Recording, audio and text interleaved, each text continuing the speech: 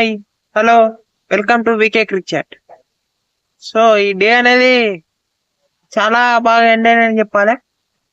So ఏం జరిగింది అలా, రేపు ఏం జరగబోతుంది అని వీడియోలో మాట్లాడుకున్నాం. So let's get started. So firstly toss టైంలో జస్ప్రీత్ బుమ్రా వచ్చిండు. సో రోహిత్ శర్మ డ్రాప్ అయ్యిండు. రోహిత్ శర్మ ఫ్యాన్స్ చాలా బాధగా ఉంటారు. సో బట్ తప్పలేదు. ఆ ఈ టైంలో కరెక్ట్ డిసిషన్ అనుకున్నాడు. సో తనే డ్రాప్ అవుతానని చెప్పాడు. సో ఈ డ్రాప్ బూమ్రాని అడిగితే ఈ opted to rest. So drop అయ్యిందని చెప్పింది. ఇంకో చేంజ్ కూడా చేసిళ్ళు. ఆకాశ్దీప్ ఇంజురీ ప్లేస్ లో ప్రసిద్ధి కృష్ణ తెచ్చుకున్నారు. హర్షిత్ రాణా వస్తారు అనుకున్నా కానీ ప్రసిద్ధి కృష్ణ వచ్చారు. సో ఆస్ట్రేలియా టీంలో ఒక చేంజ్, వెస్టర్ తను వచ్చాడు. సో టాస్ ఇండియా గెలిచి బ్యాటింగ్ ఎంచుకుంది. చాలా మంది అన్నారు ఓవర్ క్యాష్ కండిషన్స్, పిచ్ మీద గ్రాస్ ఉంది, సో బ్యాటింగ్ డిఫికల్ట్ అని. So India opted to bat. So match start అయింది. KL Rahul, Yashasvi Jaiswal opening. So బాగానే ఆడుతున్నాడు అనుకుంటే తక్కువనే కేఎల్ రాహుల్ అవుట్ అయిండు. కేఎల్ రాహుల్ మీద కొంచెం ప్రెజర్ బిల్డ్ అయింది. సింగిల్స్ రాలేదు ఈజీగా, అంటే స్ట్రైక్ రొటేషన్ ఏమంతా కాలే. స్టార్క్ ఫస్ట్ 5 బాల్ చూస్తే అన్ని అవుట్ సైడ్ ఆఫ్ స్టంప్, కొంచెం వికెట్ టు వికెట్ ఇది చేసే ప్రయత్నం చేసిండు. కొంచెం బ్యాక్ ఆఫ్ లెంత్ కూడా వేసిండు. బట్ ఆ లాస్ట్ బాల్ అనేది కొంచెం ఫుల్ లెంత్ వేసిండు. కొంచెం కేఎల్ రాహుల్ రన్స్ కోసం ప్రయత్నించిండు. ఫ్లిక్ ఆడబోయిండు straight to Sam Konstas, catch. ఆ తర్వాత బౌలింగ్ వచ్చింది. బౌలింగ్ వచ్చిన తర్వాత మొత్తం హైడ్రామా జరిగిందని చెప్పాలి. జైస్వాల్ కి మంచి బాల్ అని చెప్పాలి. ఏం చేయలేము ఆ బాల్ కు. సో వికెట్, మంచి బాల్. జైస్వాల్ మొండికి చాలా ప్రయత్నం చేసిండు. బ్యాటేజ్ తీసుకుంది, టైప్యాడ్ తగింది, స్లిప్ లో క్యాచ్. సో బౌలింగ్ వచ్చాడు. ఆ తర్వాత విరాట్ కోహ్లీ ఫస్ట్ బాలే హై డ్రామా జరిగింది అక్కడ. ఇక్కడ కొంచెం కట్టారపోయిండు, డిఫెన్స్ సాఫ్ట్ డిఫెన్స్ అయిపోయిండు. స్టీవ్ స్మిత్ క్యాచ్ ఇట్లా పట్టబోయిండు. గ్రౌండ్ దాకింది నిజంగా. బాల్ గ్రౌండ్ దాకితేనే అంత ఎత్తులేస్తాయి. కింద అది గ్రాస్ కూడా గలింది. సో అంతెత్తు ఇట్లా అంటే లేవదు, అది గ్రౌండ్ దాకింది నిజంగా. ఫింగర్స్ ఉన్నాయి. ఇంకో క్యాచ్ పట్టినా అంపైర్ నాట్అవుట్ ఇచ్చిండు. హ్యాపీ, అది కరెక్ట్ డిసిషన్ అని చెప్పాలి. అఫ్ కోర్స్ స్మిత్ అడిగినా నేను 100% క్యాచ్ పట్టినా అన్నా కూడా ఆ గ్రౌండ్ దాకింది అనుకుంటానా. ఆ గ్రౌండ్ దాకింది. సో మీకు జైస్వాల్ వేయండు, ఇక్కడ కేఎల్ రాహుల్ వేయండు. ఏంటి పరిస్థితి అనుకున్నా అంటే, సరే గిల్ మరియు విరాట్ కోహ్లీ బాగానే ఆడుతున్నారు. సో రన్స్ రాకపోయినా వికెట్స్ కోసం ఏం పడట్లే. సో బాగానే ఆడుతున్నారు. విరాట్ కోహ్లీ కూడా out side the off stump ball leave చేస్తున్నారు. అవుట్ అయిన బాల్ తప్పించి మొత్తం మీద 2-3 balls out side the off stump ఆడినా అవి మిడిల్ అయ్యాయి, బాగానే మిడిల్ అయ్యాయి. సో ఏం ప్రాబ్లం లేదు అనుకున్నాం. So last over before lunch Nathan lion కొంచెం ఆస్ట్రేలియా వాళ్ళు కొంచెం అక్కడ స్లెడ్జింగ్ చేసిండని చెప్పాలి. శుభ్మన్ గిల్ లాస్ట్ బాల్ ఒక్క బాల్ ఆపితే బాగుండు. ఫ్రంట్ ఫుట్ వచ్చాడు, తను అనుకున్నంత టర్న్ కాలే ball. So out side Steve Smith catch. So ఈ లాస్ట్ బాల్ అనేది ఒక పెద్ద ఇండియాకు బ్యాట్ బాల్ లెక్క ఉన్నది. మీరు న్యూజిలాండ్ సిరీస్ నుంచి చూడండి. Virat Kohli, Glenn Phillips last ball out కావడం, ఇంకా ఈ సిరీస్ లో చాలా బలం. ఈ పెయిన్ టెస్ట్ లో కూడా Virat Kohli last ball out అయ్యాడు. సో ఈ లాస్ట్ బాల్ అనేది కొంచెం ఇండియాకు బ్యాట్ బాల్ లాగా మారుతుంది. సో కొంచెం ఆ ఒక్క బాల్ ఆడకుండా ఉంటే బాగుండేది. అక్కడ మీరు 57-2 నుండి 57-3 అది షేర్డ్ సెషన్ అయ్యేది, ఆస్ట్రేలియా సెషన్ అయింది. ఇంకా కొంచెం డిసప్పాయింటెడ్. కెప్టెన్ ప్లేస్ లో వచ్చి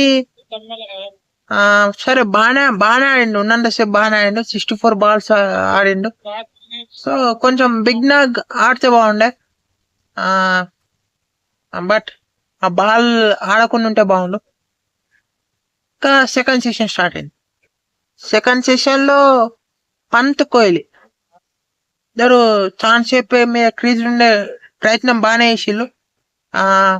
పంత్ బాగానే ఆడుతున్నాడు, విరాట్ కోహ్లీ బాగానే ఆడుతున్నాడు. మళ్ళీ బౌల్ అయిన వచ్చిండు విరాట్ కోహ్లీ. సో విరాట్ కోహ్లీ మరొకసారి out side the ball chase చేసిండు. సో మళ్ళీ అవుట్. ఇంకా పంత్, జడేజా పార్ట్నర్షిప్ బిల్డ్ చేసే ప్రయత్నం చేసిండు. అఫ్ కోర్స్ పంత్ చాలా దెబ్బలు తగలే. ఒకటి ఇక్కడ తగింది, ఒకటి హెల్మెట్ తాగింది, ఒకటి కార్ తాగింది. So anyway he batted. తను టీమిండియా కోసం నిల్చున్నా అని చెప్పాలి. తన న్యాచురల్ గా ఏం కాకుండా టీం కేర్ కావాలో అది ఆడారు. అఫ్ కోర్స్ ఆ బిగ్ షాట్ ప్రయత్నించడం కూడా కరెక్టే, ఎందుకంటే మీకు స్కోరే లేదు. మీకు ఫస్ట్ సెషన్ లో 57 25 overs, సెకండ్ సెషన్ లో మళ్ళీ 25 overs 50 overs వచ్చేసరికి 107. సో మీరు సెకండ్ సెషన్ లో స్కోర్ చేసిన 40 runs. దాన్ని బట్టి అర్థమవుతుంది ఎంత డిసిప్లిన్ బౌలింగ్ ఆస్ట్రేలియా చేసింది.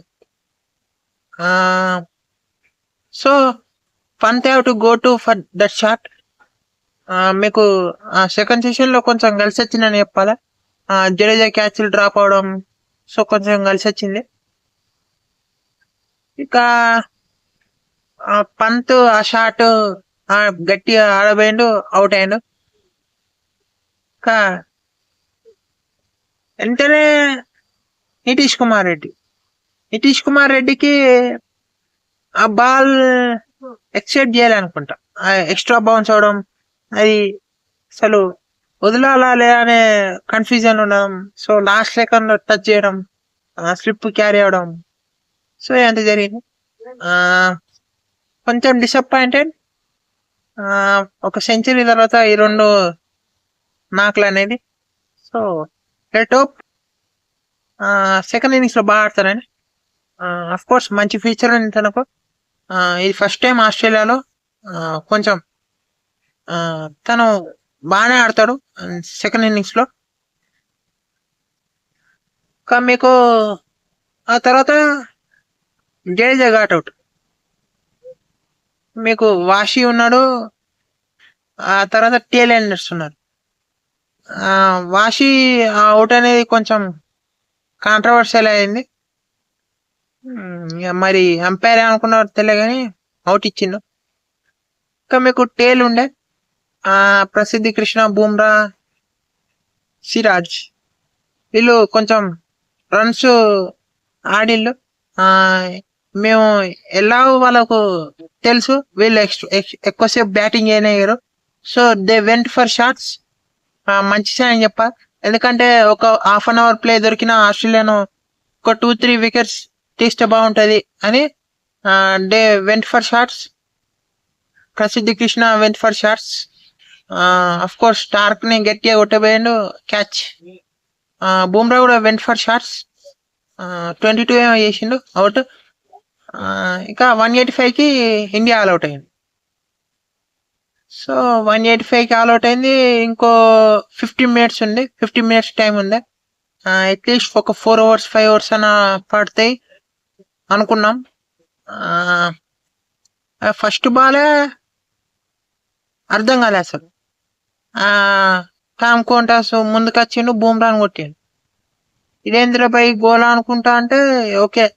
ఫస్ట్ ఓవర్లో సింగిల్స్ బాగానే వచ్చాయి, 6 or 7 runs వచ్చినాయి. ఇంకా సిరాజ్ ఓవర్లో కూడా 2 రన్స్ వచ్చినాయి. ఏంద్రబాయ్ ఒక వికెట్ పడతలే అనుకుంటే మళ్ళా కవాజా ఈ మధ్యలో ఫిజియన్ పిలిపియడం ఇవన్నీ నచ్చలే అసలు. కవాజా కావాలనే స్లో చేయడం, ఒక ఓవర్ తగ్గించుకోవడం, సో ఇవన్నీ అలా జరిగాయి. అక్కడ ఇక లాస్ట్ బాల్ బిఫోర్ డే 1 ఇక్కడ క్లైమాక్స్ వేరే అని చెప్పాలి. కవాజా కొంచెం డిలే చేసిన, రెడీ కాకుండా బుమ్రా కోంటాస్ ఏమో అనడం, బుమ్రా చార్జ్డ్ అప్. సో ఆ లాస్ట్ బాల్ మంచి క్యాచ్ అని చెప్పాలి. అది కేఎల్ రాహుల్ మంచి క్యాచ్ అని చెప్పాలి నిజంగా. ఆ తర్వాత ఇక సెలబ్రేషన్ వేరే, బాగా నచ్చింది అది. అగ్రెషన్ కావాలి ముఖ్యంగా టామ్ కోంటాస్కు. ముఖ్యంగా రేపు చూడాలి మరి, రేపు తక్కువ అవుట్ చేయాలనుకుంటున్నాను. ముఖ్యంగా టామ్ కోంటాస్ అయితే ఎంత తక్కువ అయితే అంటే పంపించాలి. సో రేపు ఫస్ట్ సెషన్లో అట్లీస్ట్ ఒక 3-4 వికెట్స్ తీయాలి. 3-4 వికెట్స్ తర్వాత చూడాలి అవుటింగ్స్ గో. సో ఈరోజు ఒక సెల్ఫ్లెస్ క్యాప్టెన్ విషయం మనం మరోసారి Rohit proved why is a selfless captain. So తన గురించి ఇంకో వీడియోలో సపరేట్గా మాట్లాడుకుందాం ఈ టెస్ట్ మ్యాచ్ అయిపోయినాక. మరి ఇంకా టెస్ట్ మ్యాచ్ కెరీర్ ముగిసినట్లేనా, మరి ఏంది పరిస్థితి, ఎలా ఉండబోతుంది రోహిత్ కెరీర్ అని. సో ఈ వీడియోలో మరో వీడియోలో మాట్లాడుకున్నాం దాని గురించి. సో రేపు వీళ్ళను టక్కున అవుట్ చేయాలి. ఫస్ట్ సెషన్లో ఎంత టక్కున అయితే అంత టక్కున. రేపు కొంచెం సన్ రాకుండా కొంచెం కండిషన్స్ బాగుండాలి. ప్రసిద్ధి కృష్ణ మరి తెలియదు ఈ సిరీస్లో ఎలా వేస్తారని. ప్రసిద్ధి కృష్ణని బాగా వేయాలి. స్పిన్నర్స్ని తక్కువ ఇంటర్వ్యూ చేసిన ఏం షాక్ ఏం లేదు. వాషిని తక్కువ ఇంటర్వ్యూ చేసిన, జడేజాని తక్కువ ఇంటర్వ్యూ చేసిన షాక్ ఏం లేదు. సిరాజ్ కొంచెం వికెట్స్ కాలంలో కొంచెం నెంబర్ అనేది కావాలి. So hope India have a better day tomorrow. So మరి ఒక వీడియోలో రేపు ఏం జరిగిందని మళ్ళీ మాట్లాడుకున్నాం రేపు. So until then I am signing off.